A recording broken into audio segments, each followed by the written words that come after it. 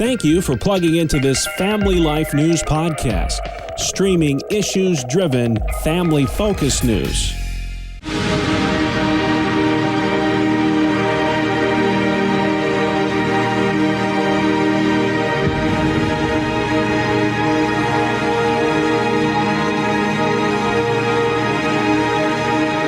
Welcome to another edition of Hometown Heroes on Family Life. I'm your host, Bill Price. Our guest this week, Jim Santacrose from Endicott, New York. After losing his son, he decided to help people out by giving away furniture to those in need.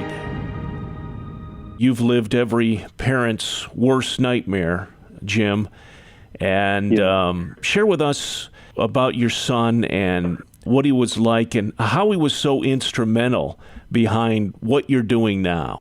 Joey is one of 5 of our kids.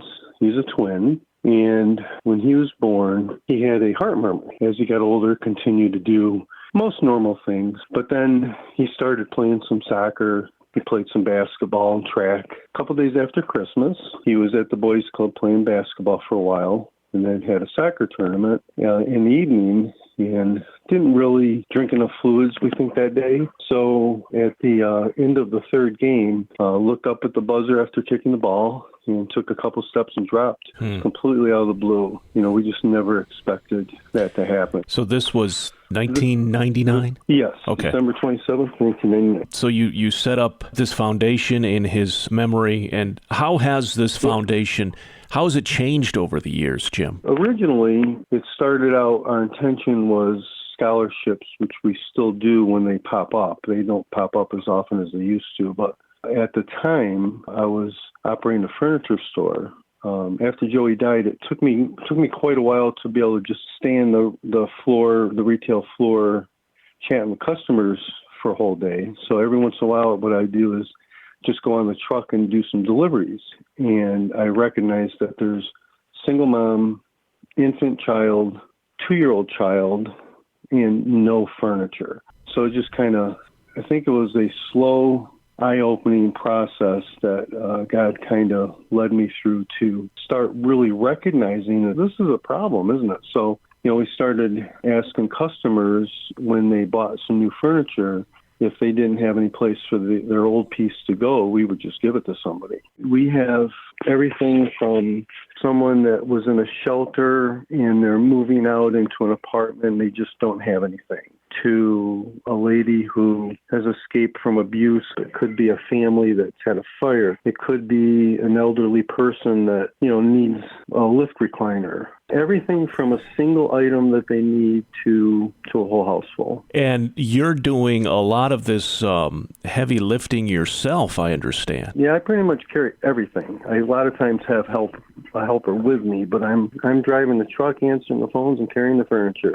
And, man, you just hate to see the sleeper sofa and realize that we might need to take it to a second floor. That's not fun. But, I can imagine. Keeps you young, though, right? Yeah, it does.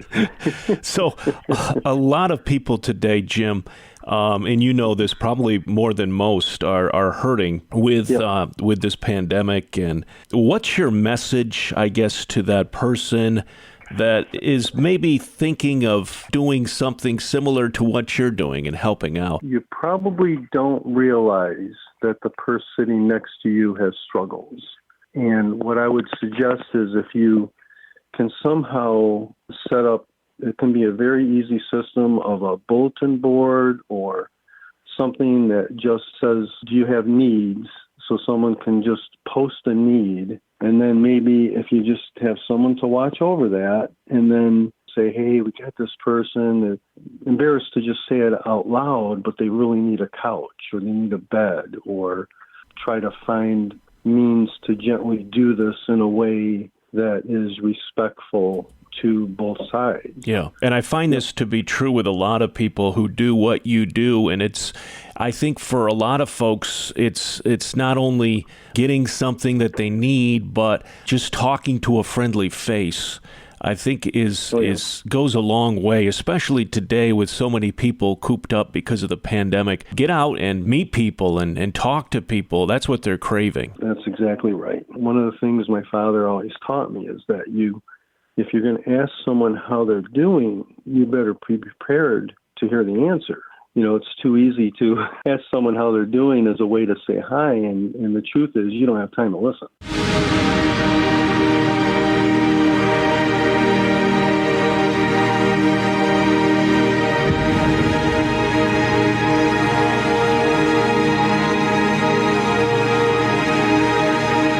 That's Jim Santacrose from Endicott, New York, this week's Hometown Hero. Join us next week as we search for your home, your town, your hero. It's Hometown Heroes on Family Life.